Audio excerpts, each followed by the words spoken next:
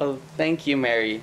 So this project isn't really Amy and I's project. We were approached by Dr. Kirk Lacey, who used to work at Miles Community College, and before that, MSU Billings City College, and now he's an adjoint appointee between DLI and OCHE. But Kirk at Miles City had conducted some labor market statistics, some information regarding their graduates and what the local surrounding businesses and industries were looking for. And before that, at City College, he conducted a full pipeline report, and he wanted to duplicate this report and beef it up using state resources. So we decided that first we would do Missoula College as a pilot project, and we didn't know if we were going to do every single campus individually or the entire state in one batch. So we thought, well, let's get one report down, and then we'll take it from there and move. So Kirk really led us on what we need to be looking at, and he put together this skeleton of what the pipeline report should be. So the first piece is looking at the student information, and that student information was housed at OCHE. We have a warehouse, so I was able to tap in. We have Amy now has a link into our warehouse, which is fantastic. I think it's the only instance in the entire country where the Department of Labor and the Department of Education, if they're two separate agencies, have kind of connected data links. So we were able to pull student demographics, and that was everything from student age, how many credits students were taking, retention rates, the retention rate broken down by first-time full-time freshmen versus first-time part-time freshmen, continuing students, transfer students, incumbent workers. We know at the two-year college side we have a lot of incumbent workers, a lot of adult learners. So it was really good to get intimate with Missoula College's information and really pull down all of the traditional student success metrics that we have in post-secondary education, and then also kind of break them down, disaggregate that information into smaller chunks, department by department, so that every single department can see what's my retention rate, what's my graduation rate, what high schools do my students come from. So we really tried to break this down into the most granular level possible for the colleges. So the first big piece that we looked at was, where do the students come from? And you can see that the vast majority come from Montana, which is no surprise. But a little surprising for a two-year college in Montana is that we have students coming from all over the country. Obviously, the Rocky Mountain states have the biggest draw, and that's no surprise. The West Coast, with Washington and California, there's a lot of population that comes into play when we look at where students are coming from. So again, those are not surprising. But what are surprising is Minnesota, Illinois, and Pennsylvania. You wouldn't think that there would be a lot of students from Pennsylvania who are coming to Missoula, Montana to get an associate's degree. And that's just not something that we would have expected before. And this is a little unique in our state. When we look at other two-year campuses, we don't see this kind of national draw. Obviously, the farther east you go, the more students from Wyoming and the Dakotas we have. Some of the smaller campuses draw almost primarily from Montana. So for Missoula College, which is a considerably large two-year institution in our state, to have this kind of national draw is really impressive, not something that I really expected. The next is, we looked at what high school and what counties students came from. And again, there's not a whole lot of surprises here, that the vast majority come from Missoula, as well as the highly populated counties. You can see that there's probably some Grizz fans in west central Montana, with Helena and Great Falls being really well represented, especially since those two counties have two-year institutions at home. So for students to forego Great Falls College or Helena College and go to Missoula was really surprising. And some of that has to do with just Montana people wanting to get out of their parents' houses. And another part has to do with the draw of living in a town like Missoula versus more, Helena's a little bit more professional and Great Falls is a little more industrial.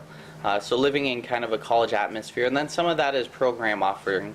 What do they have at Missoula College that they don't offer at Helena or they don't offer at Great Falls? We also can see that there's this education divide between the east and the western part of the state. And again, a lot of population comes into play here. But to have counties with no students going to Missoula College was a little shocking.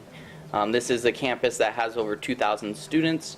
And to have some of these eastern Montana counties which have pretty low matriculation rates from high school into our system, that definitely identified a need for some of the recruitment, some of the, I guess, higher education, information dissemination that needs to occur on the eastern side of the state. Next, we looked at what programs students are in. And this graph is really interesting because it has a timeline. For the last 6 years, two-year education, two-year enrollment across the country has been in decline. This is typical post-recession. This is what you would expect. When the economy is revving up, when unemployment is decreasing, our two-year institutions will have decreasing enrollment. And some of that is because two-year education is cheaper. So when people are out of a job, it's more accessible. They can go in, get retrained, get a certificate, and try to enter into the workforce. Another part is two-year education. It's almost split 50-50 between general education, which is transfer degrees, and then career and technical education, or the trades. So that's looking at your welding, your nursing, all of those workforce development programs. So when unemployment is low, people aren't needing to go back and get retrained in some of those workforce programs. So when you see that enrollment has decreased for the last 5 years, 6 years across the country, and that's been the case in Montana and been the case at Missoula College, you can see where the decrease was most pronounced, and that's in the general AA and transfer degree. And Amy will talk a little bit about student success and how that plays into there. But the general AA transfer degree, those are for students who ultimately are seeking a four-year degree. So they're using the two-year college to get this general education core, get 30 credits or 1 year of general education credits and maybe a couple content area credits before they transfer on to a four-year school. So we see that when the economy is really good, or in this case when Montana's unemployment rate is at basically full employment, we aren't seeing a lot of students go to that two-year level first before they transfer up to the four-year level. And this is statewide. So when you look at our enrollment decreases statewide, the most pronounced decrease is in that general AA degree. So part of the challenge for a college is when you're losing enrollment, how do you lose it strategically? And also, what kind of resources are you putting in to those general AA degrees? It's a really cheap degree for campuses to run. They don't need to use a lot of resources because it doesn't take lab time. You don't have a lot of machines that are running. But that's also kind of their cash cow, is this developmental education, non-degree seeking, general AA seeking. So when their cash cow is being taken away and they're left with all of these high-cost programs, how do they move forward strategically? We see that the next is non-degree seeking, and that means a lot of things. So there's some of these community education type classes where your grandparents might be going to get computer skills. Someone might be interested in, yeah. So when Mary doesn't know how to use her computer, she could tap into our system. Every day. Or if someone's interested in art, or if they need something for their job. For example, a welder, they know that they can make $2 more an hour if they are able to complete this weld successfully, if they're proficient in a type of weld. So they might go back and take a couple classes. They're non-degree seeking, which means that they aren't eligible for federal financial aid, which is a pretty big burden on those students. So a lot of these people, really we aren't looking at their graduation rate since they aren't trying to graduate. And so sometimes when you look at our 2-year graduation rate, it's a little misleading if these non-degree seeking students are put in there because their end goal isn't a certification or a degree. And before I pass the mic back to Amy, this really is unique in the country. And Mary said that this is kind of groundbreaking. And this isn't because OCHE wanted it to be groundbreaking, it's because our partnership with DLI was groundbreaking. There's really not an instance in the entire country where the Department of Labor has the personnel, has the manpower, has the skill and talent to really access this higher education information, be able to extract the relevant information, and really be able to analyze it. And Amy's been able to do that, which is very impressive. So we are really fortunate, both Missoula College, obviously, and then us as a state, to be able to have this linkage with Amy and then Barb Wagner, who's the chief economist. So I'll turn that over to you. Yes, and I'll just echo some of Erik's comments. Is our relationship with OCHE, I think, is unique and is something that we don't see in a lot of states, and it's something that the Department of Labor really appreciates, and I think we've been able to utilize effectively. But so our second research question as it moved forward in this project was, how do Missoula College graduates fare in the world of in the workforce? So from here on out, we're going to be talking just about the subset of people from Missoula College that graduated with an associate's degree or a post-secondary award of some kind. And so in order to do that, because this is a data users conference, I thought I'd provide a little background information on what the data was that we used. So we looked at graduate data from Missoula College matched back to 2001. So it was 14 academic years. It encompassed about a little over 4,000 graduates. There are about 290 graduates per year, about 340 degrees per year. And we matched that with our unemployment insurance wage records, and that tells us actual wages earned by employers that pay into the unemployment insurance program. So there's some caveats with that data. It obviously wouldn't include self-employment income, or it doesn't include any estimate of hours worked. It's just total wages earned by an individual in a particular quarter. So it is limiting a little bit, but it does give us an actual account of wages earned back to 2001 as well. So what we found was that about 83% of Missoula College graduates found employment in Montana 1 year after graduation. They earned an average wage of about $22,000, and 5 years after graduation, their wage increased to about $31,000. That's what you see on this graph here as the gray shaded area is the average Missoula College graduate. And then the Missoula County entry and median level wages are denoted there on that graph as well. So for the average student, they made above the entry level wage 1 year after graduation, and 5 years after graduation were earning more than the median wage in that county.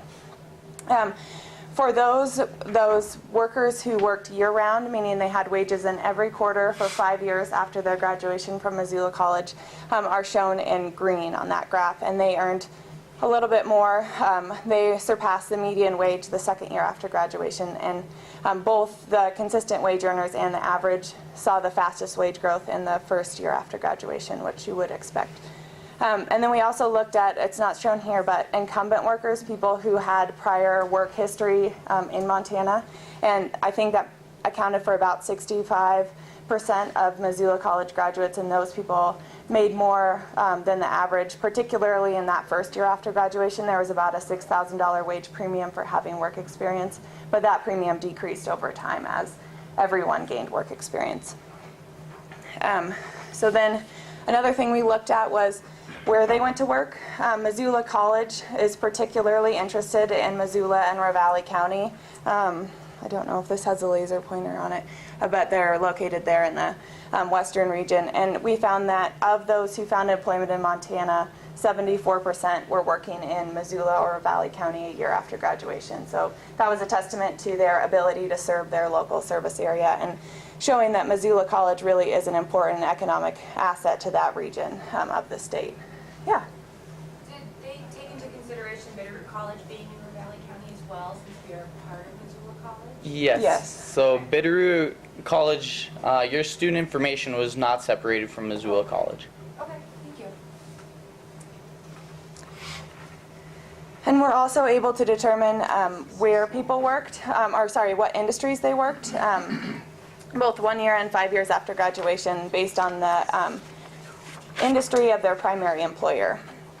So most Missoula College graduates that found the largest concentration of Missoula College graduates was in the healthcare industry. About 36% of Missoula College graduates worked in that industry 1 year after graduation, followed by accommodation and food service and retail trade. Retail trade made up another 11%, and accommodation and food service was a little over 9% 1 year after graduation.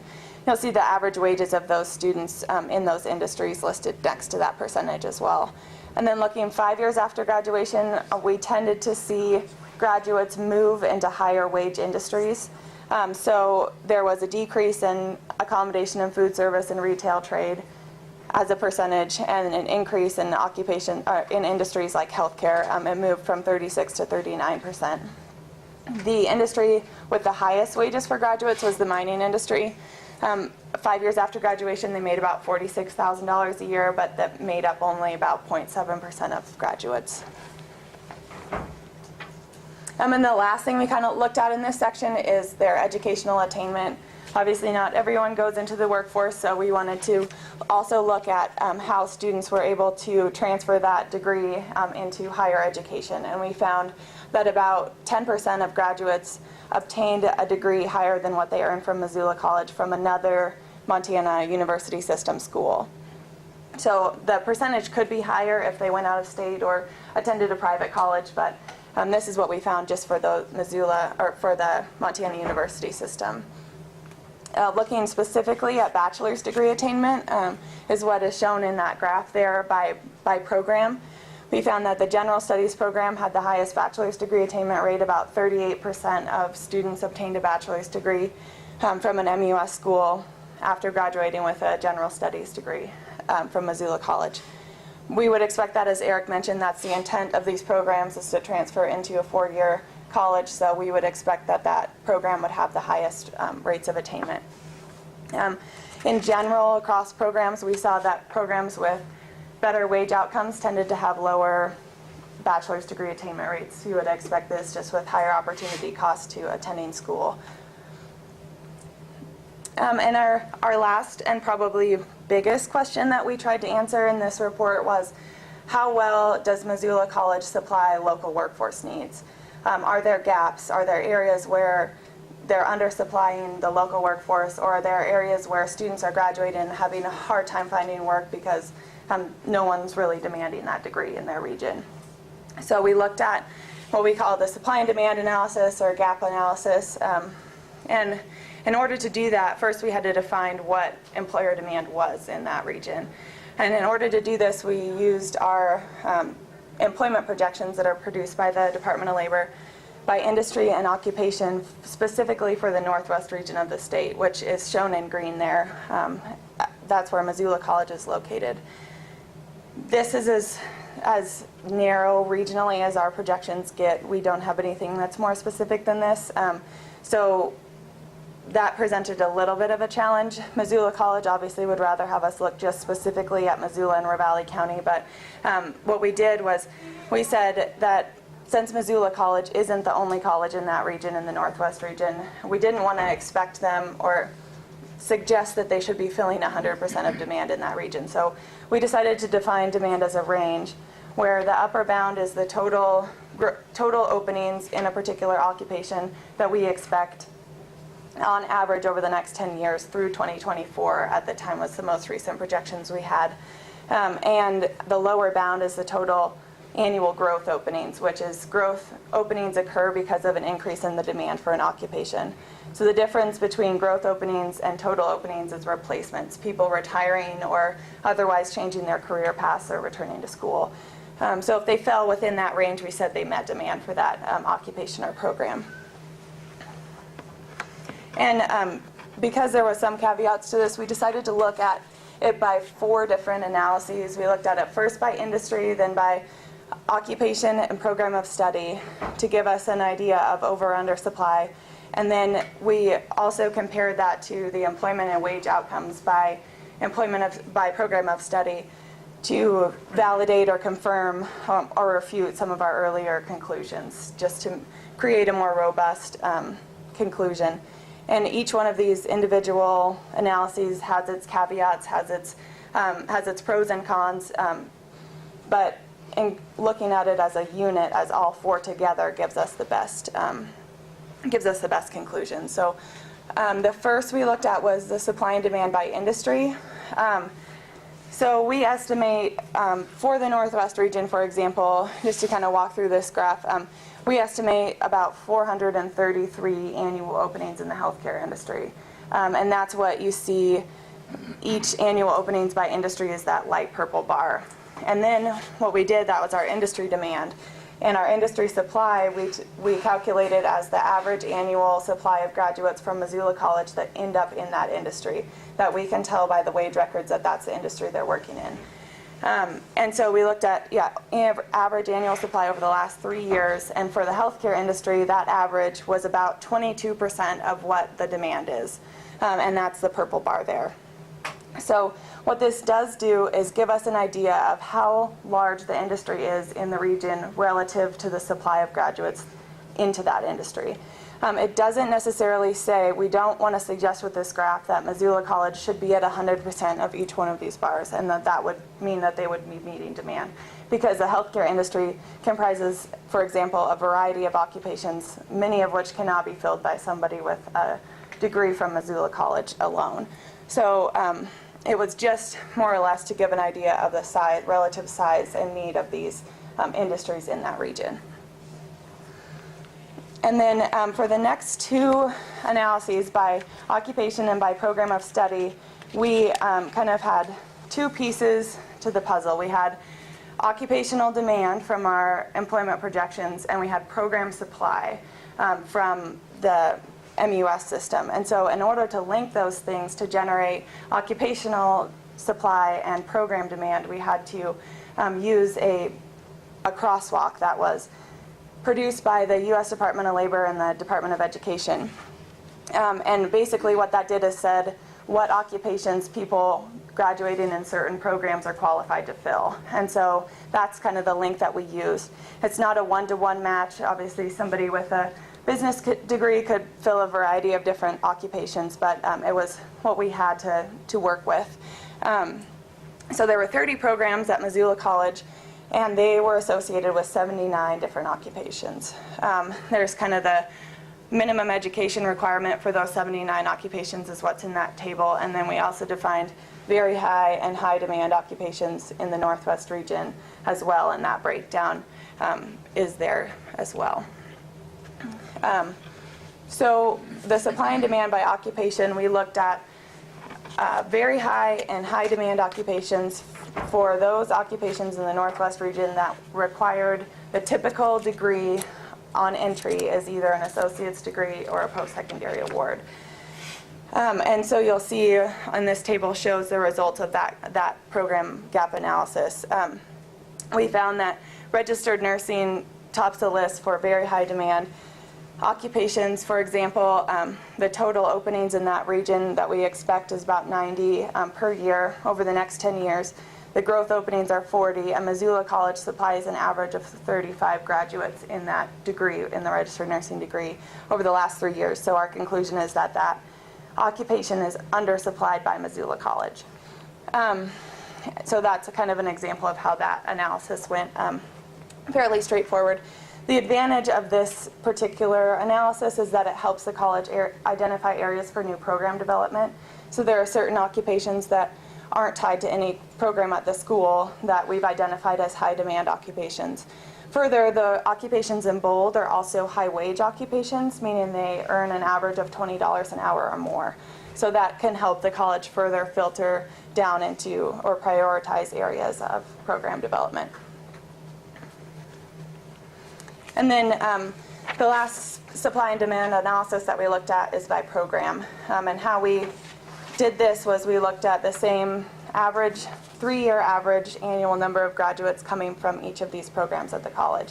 That was supply. And then demand was the sum of the demand for all occupations that could be filled by a student graduating from that program. And that range is what you see there in the bracket. We found that there were 6 programs at Missoula College that met local demand, 10 that were undersupplied, 5 that were slightly oversupplied, meaning they only produced about 1 or 2 more graduates than we anticipated was needed in that region, and then there were 6 programs that were more substantially oversupplied. The most notable of the oversupplied is the General Studies program there at the bottom.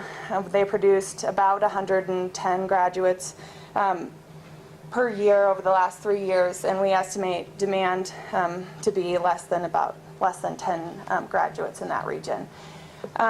There could be a lot of reasons that this is coming in as oversupplied. It doesn't necessarily mean that these students are worse off, and they could still be better off than they would have been without the degree. They may be going in, and we know that 68% are enrolling in a bachelor's degree program, which would significantly shorten that supply down. They could also be supplying other areas of the state. Missoula College's General Studies program is one of the largest in the state, so it is a major supplier of this degree for the state. And it could just be also that employers aren't really sure what a General Studies, there could be some communication problems between the degree may not be actually communicating to employers what their skill set is. And so these students may have, that may be just a communication problem. It may not be that these students aren't prepared for jobs in that region. It's just a communication piece between employers and students. And then we identified 3 areas for expansion, 3 expansion candidates: registered nursing, health information technology, and pharmacy technology. These were 3 of the 10 undersupplied programs, and these 3 were tied to occupations that actually required a degree from the college. So one caveat to this analysis is that it's the sum of all occupations that someone with this degree could fill. A lot of these occupations could also be filled by someone without a degree from the college. For example, customer relations and culinary arts have a more substantial difference between demand and supply, a larger gap. But a lot of those occupations that are generating that demand, their minimum education requirement is a high school degree. So that gap may not actually be as wide as it's showing here in this graph. And then lastly, we looked at the workforce outcomes by program to see if employers are actually demanding these graduates. We suspect that they will pay them more and that they will have a quicker, it will be not so difficult for them to find a job. So what you see on the x-axis is the percent employed 1 year after graduation, and the y-axis is their wages, real wages 1 year after graduation. The size of the bubble corresponds to the size of the program. They're also listed in size order there on the right. And they're color-coded based on their general program category, which is shown there as well. And so programs that tend to be in the upper right-hand corner have better employment and wage outcomes than those in the lower left-hand corner. And what you see, the obvious outlier is the registered nursing program. They have about 95% of their students find employment in Montana 1 year after graduation, and they make an average wage of over $40,000 in that first year. So it is substantially better and confirms our prior analysis that this may be an area for expansion, that it may be undersupplied. The largest program being General Studies, they're at number 1. For those who enter the workforce, we found that they earn about $15,000 a year per year 1 year after graduation, and about 77% were employed in Montana in that 1 year after graduation. We looked specifically at just those 38% of General Studies graduates that were able to obtain a bachelor's degree from the Montana University system to compare that subset to these wage outcomes, and we still found that they had below average after obtaining a bachelor's degree, their wage outcomes were. So that was, although there are some caveats to comparing the General Studies program to all the other programs at the college, it is something that we still, is something that Missoula College should still consider moving forward. And then one last thing I'll point out on this graph is that it's one of the reasons why it's important to look at it is these programs here are surgical technology, respiratory care, and radiologic technology. And in prior slides, they were identified as oversupplied programs. However, this graph indicates that they do have above average employment and wage outcomes, and that those students are able to find work in Montana, which suggests perhaps that program is supplying a statewide demand and not necessarily just that local demand. So that's kind of why it's important to have all of those analyses when we think about our gap analysis here. Yeah. I'm going to ask a question because it probably will, show something. So I'm looking at number 22, the carpentry. Am I seeing that it's like 67% of the 67% of them are employed? Will you go back one slide and see the carpentry where Yeah, they it's on really do basically. not meet the demand? That, to me, that just didn't jive. Right, that's a good point, and I think it brings up an important caveat with how we are calculating this, their employment and wage outcomes. We're using our unemployment wage records, so it doesn't account for self-employment income or people who are working for employers that don't pay into the unemployment insurance program. And so for occupations, for programs that have higher rates of self-employment, we're going to naturally see lower percent employed. And that's just a caveat of the data that we're using. It's more likely that health professions are going to go and work for an employer. It's less likely that carpentry would. And is it, do you account for seasonable employment? This is, Seasonal? it's but quarterly wages. So if they have any wage earnings in any quarter, it's not monthly or anything, but yeah. Great, Yeah, thank you for that. no Thank problem. you. That's an important question, yeah. And so looking forward, what we're doing is, as Erik mentioned, this was our pilot project with Missoula College. They graciously volunteered to have us look at their graduates and their students at this level of detail. But now I think our shift we have kind of shifted to look at a statewide level report. I think that is something that will show things like whether the surgical technology program is really just supplying the region or if it's supplying the state, and it will get a good picture of how we're doing as an education system, as a training system in producing the workers that we need for the state, and give a good benchmark for colleges as we continue to do college level reports to say, are we above or below the average? Is $22,000 1 year after graduation good or bad? We don't really know at this point. So that's what we're in the process of doing right now, with the data from the Montana University System Warehouse, as well as we've incorporated data from a few other colleges that have volunteered to be a part of this project, including Flathead Valley, Carroll College, and Rocky Mountain College.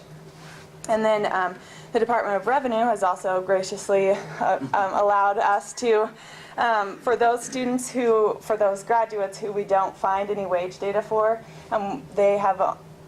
they will provide us with whether or not that individual has filed taxes in the last year. So we will know if they went out of state or if they're unemployed in Montana, and may give us an idea to try and beef up our wage information. That would also as help well. with self-employed. Self-employed, that's Right. exactly what I was about to say. Yeah, I don't think we'll get exactly how much they No, made. they won't tell you, but you at least But- will know if they're right, earning right. income in the state. Exactly, yeah. Is there a plan for them to use, for the institutions to use this data to get together later and not all of them be offering degrees that are over The same. producing graduates? Yes, so, Some. yes, yeah. So I'll get to go that. ahead. You a can little sorry. later. go right ahead. Oh. Yep. Okay, so this is the way my warehouse is set up. I guess it's not mine, but it's the Office of the Commissioner of Higher Education's data warehouse is set up. So each campus's student information system feeds upwards.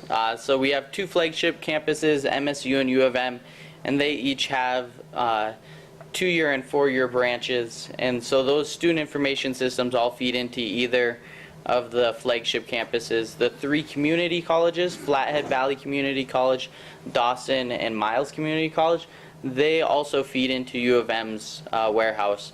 And then there's some cleaning, standardization that goes on at the 2 warehouses, which then rolls into our statewide warehouse. So this is kind of the reasoning why I'm able to pull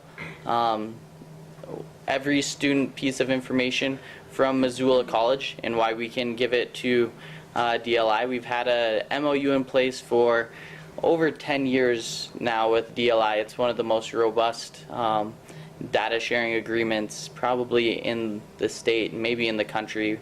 I've been getting questions from 3 other states the last 2 weeks about our data sharing agreement, because now the federal government is requiring kind of this higher level longitudinal data set work for some of the federal grants. So we're already in a good place with the way we're set up.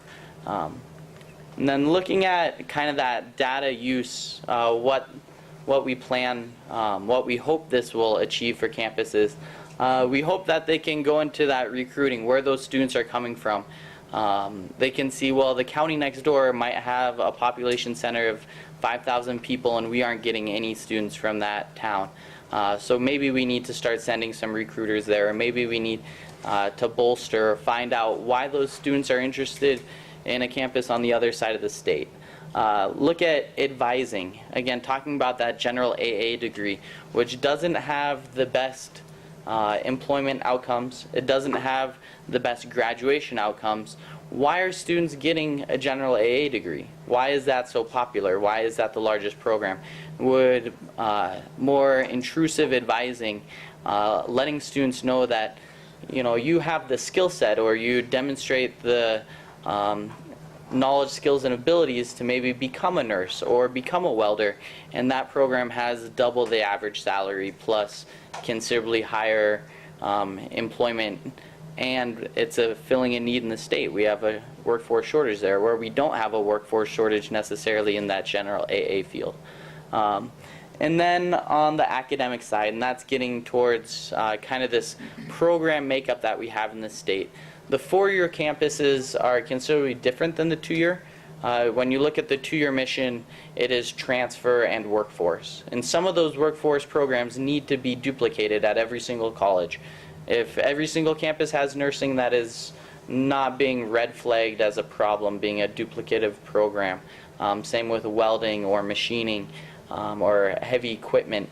But we're starting to go through what's called program prioritization in the state. A few of our campuses have already done it. We're hoping to move the rest of the system through it within the next couple years, and that is really looking at your programs that you offer, what that student success is, and that's campus defined. So each campus will have the opportunity to say what they think student success is, or some of these success metrics, and how can they realign their program offerings with the needs of the students and the needs of the community and state. So this hopefully will play a part there. Yes.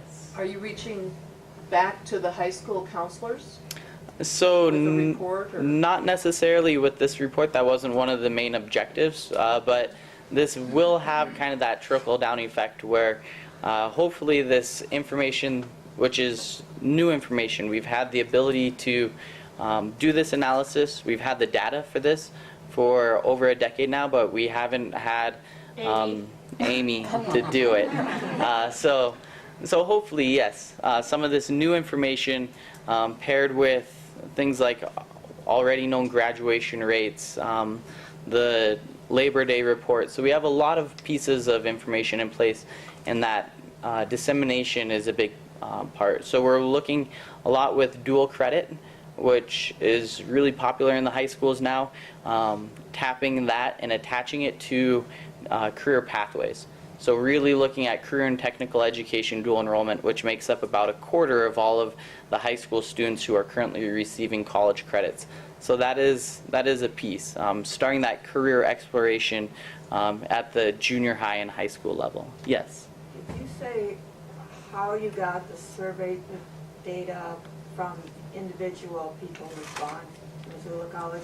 We know we got the other data, but it's like, how many, I mean, you must have had to survey people. Nope. There's no survey. Well, how did you get the information about where they were employed and how much they were making? It comes from the unemployment insurance administrative wage records. So every quarter, businesses are required to report how much money they pay to each of their employees to the Department of Labor if they want to be a part of the unemployment insurance program. But how did you get the information specifically on Missoula College? So we're able to track students' social security numbers, which they have to report to the college, and then we're able to share that with Department of Labor and Industry for them to match with those wage records. And every state has to do this for some respects. For example, we have 2 large TAC grants, Trade Assessment Adjustment, Career and Community College training grants from the U.S. Department of Labor.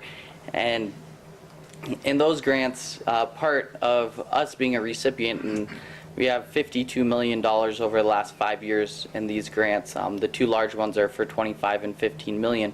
One of the requirements from the U.S. Department of Labor is that we match Social Security numbers with wage records so we can report to them who's been employed, if they've increased in wages. We also have to use it for the Carl Perkins Grant, which is a formula grant that every state receives, and it requires us to report on how many students in career and technical education programs are employed. So again, this is information. There's no self-report, this is all administrative data, so Yep. this could be done Yeah, Yep. absolutely. no self-report. No Nope. self-report. And that's the huge difference. I mean, so when I worked at the university system, OCHE office is the data, I actually was the database administrator once upon a time, and we totally relied on student survey data, which is like using the Dun and Bradstreet of survey. I mean, it's just whatever people said.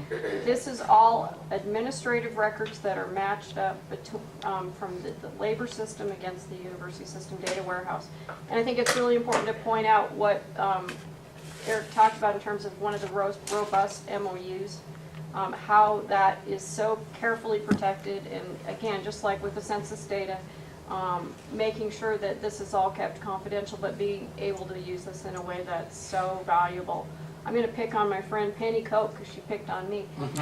So Penny, you start thinking about your individual programs and why this matters to you, I think it's huge. So Penny runs housing programs here at the Department of Commerce in terms of lenders. Knowing what occupations are earning and where they are actually occurring in these students, where their outcomes are, is huge when you're looking at how do we develop our housing programs for this state. It's huge in terms of offering, where do we need more education programs, where we need our nonprofits to be serving based on what these students are earning and where their careers are taking them within the state. And when we can do this at a statewide level, it's just going to be amazing. And then we marry it up with Andy's data on our economic data to see these industries and growing, what they're paying and the averaging, what these schools are producing. I mean, all that stuff just makes it much more powerful for each of us individually to provide better programs. You know, one thing that strikes me, anything you can do to begin to expand the data to include those self-employed is going to really pay incredible rewards, because we're already seeing on the census side a shift in occupations to industries that historically had that occupation has primarily been, those people ended up with that occupation with employer businesses, to now go more and more to independent contractors. Healthcare, you brought that up. We're seeing a lot of healthcare employer businesses increasingly going to independent contractors, contracting out. So if there's any way to get the Schedule C filings for those Social Security numbers, or for the employer businesses to get their contract expenses, Right. that could then be able to dive in to see whether the gap is actually even larger than what you think, or maybe not as large. I mean, the non-employer data we're finding is just, it's growing in industries that had not historically been important. Yeah, that's good. And high wage paying industries. Yeah, and independent contractor data exists, it exists within the Department of Labor.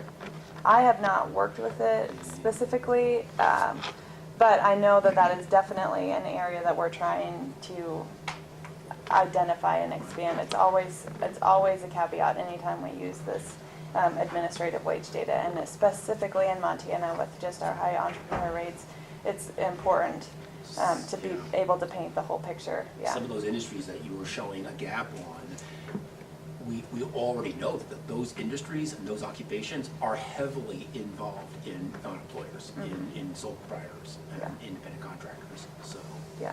that would be. I have a question. Yeah, Tori. I generally, I think this is so fabulous, with the college down in Hamilton. Though I would say, it does disturb me that, Bitterroot College, which is 200 students, is washed in the Missoula College numbers, and I'm wondering how that would have skewed the outcomes. Yeah. I mean, to me, this is not clean data. Yeah, with You the included 200 statewide students, report, we're going to break out Bitterroot College. And that was just a decision we made in order to get this pilot project done and have something to present to the regents and kind of receive feedback on. But it was always the original intent to look at Bitterroot College, break it out as a subset. And so that is the intention for the statewide project. I'm so glad to hear that, though I would say that still, the data that you're presenting now is not clean. I mean, you could present it as this is what we're gonna be doing, but for people to be making decisions based on the data, because Bitterroot is, now it's almost a quarter of the Missoula College unduplicated count is, I don't know, it's a little sketchy. I would just always be presenting this with the caveat that, be careful making decisions based on this because this includes 2 colleges. But it's presented as if it's just one in one area. Yeah. And Right. I And mean, I don't know. yeah, and I think it has to, and Eric, you can correct me if I'm wrong, but it has to do with the way that they report their data. Oh, I know Yeah. exactly Yeah. why it has to do with it. Yeah. I would just be saying that if you present this to people, you want to be saying, this isn't really Missoula College Sure. data. And it's from 2 counties, and it's Missoula College and Bitterroot College data.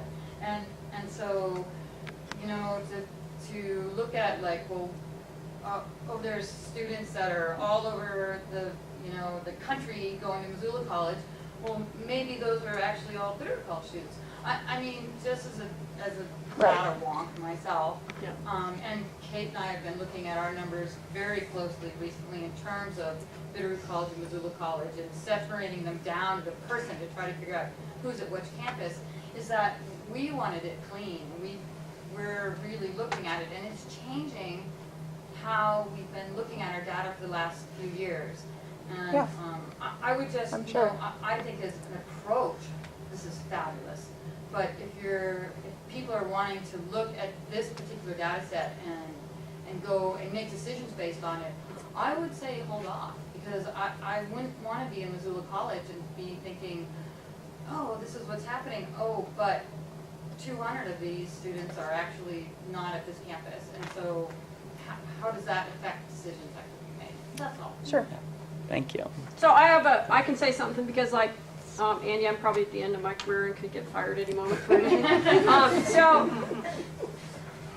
this is super important data. I mean, this really does, if you, as a taxpayer in Montana, you should really care. As a parent, you should really care. As this person that works with your respective industries, you should really care. This does not happen magically. We actually need resources, and we need folks like Amy and Erik. We actually need more folks like Amy and Erik at those institutions. So when you get a chance to talk about this data, please talk about this data, but also think about, maybe, bend in the ear of your local legislators and your other people around you to say, this is important, and please make sure that they are understanding that and willing to appropriate money and resources to continue this kind of work, because we've got Amy and we've got Erik, and we need 5 and 10 and 15 of all of these folks in order to do this statewide at a level. This is not a federal grant. This is not something that's going to be magically funded by other people in Michigan. It's got to come from Montana's making decisions about what's important for the resources that we're doing. So that's my little plug on it. Thank you. Yes. So a couple questions. First of all, terrific study. I love this. So the first question has to do with, you initially showed where people are ending up. So what industries they're ending up in and how they're employed. I don't remember what slide it is. Not that one. But then you also talked about the programs that you have and the relationships between those programs and the supply and demand for those industries. What sort of correlations are you seeing between what people are studying and where they end up. So, with employment. So that's the first question. Okay. The second question has to do with the thing that you talked about earlier. You showed all these people coming in from Pennsylvania. Well, did you drill down to that any? Were you able to determine what they were doing? Were there specific programs of study that drew them to Montana? Did they end up here right out of high school, or did they come here with a job first and then go back to school? Or So you can just a take couple question one and I'll take question Okay. two. So I think what your first question was talking about is able to identify the occupation that they're working in, and like if a registered nurse goes and actually works as a registered nurse or a welder or as a ends up welder. welding. Right, yeah, whatever, yeah. Unfortunately, the data is not that rich. So when employers report, they just say who it is and how much they made, and we don't know any information about what occupation they're working in or what they're doing there. Unfortunately, that is outside of the self-employment caveat. That's probably our next largest caveat, is that we're asked for occupation level data a lot, and it's just not in that data set. What we do know is the characteristics of the employer. That's who we work with as our contact, so we know what industry the employer is and where they're located and their history. So unfortunately, we aren't able to necessarily drill down. Some of them are more obvious than others. Some industry and occupational correlations are better, and you can kind of tell with the wage records. The fact that registered nurses are making $40,000 suggests that they're probably working as registered nurses. If they're in the healthcare industry, that's probably where they are. So you can make some kind of correlations, but they can't be exact, unfortunately. And then for question number two, attached to this, which was sent out to Missoula College leadership, was several spreadsheets that broke down all of this information. So they would be able to see those Pennsylvania students and know what programs they went into and when they went into them. So maybe if you had a group of 10 guys who wanted to go to Missoula or go to Hamilton 1 year, and that could have skewed the data. So they're able to go back and see when those students came in and what programs that they matriculated into. Yeah, I'm just curious. I'm thinking you have some sort of national draw. What is that? Explain it. Yeah. Absolutely. Tori again? Oh. I actually can, because we did drill down that data a few years ago, and we looked at we looked at where everybody got a high school diploma, and then, what age they were, and et cetera, et cetera. And we, even in Hamilton, had people from Hawaii, had people from Alaska, had people from Florida, Pennsylvania, and just about across the board, actually at that point in time, 100%, they were non-traditional students. They had moved to Ravalli County for some other reason years before, then were probably out of work or looking to reposition themselves. And so it really wasn't, we weren't drawing nationally. Though we had an unbelievable representation, I was shocked at how many states were represented just at Bitterroot College. I would say this year, though, we have a freshman who came from Minnesota or Wisconsin just to go to Bitterroot College, but that's very unusual. I would imagine Missoula actually does have some larger state draw and even some national draw, but just to... We're over time, so if anyone has any Yeah, questions, two maybe questions. come up Right, afterwards. that'd be great. I don't want to, We get get us too tomorrow, far off. And Amy actually will be here tomorrow morning on the roundtable. So again, if you got roundtable questions, we can add them to the list for the other. A little gift for both of you. Oh, yeah. Yeah, and all of the presentations will be posted on the CEIC website. We will send out an individual link to every one of you, as well as a survey, of course, after about how well Yeah. our conference went. But again, thank you to Amy and Erik.